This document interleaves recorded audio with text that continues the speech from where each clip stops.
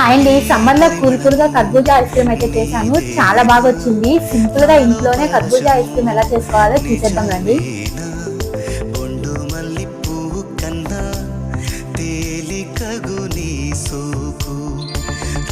కళ్ళు మూసుకున్నా లాగు మరి నీ వైపు సొగసును చూ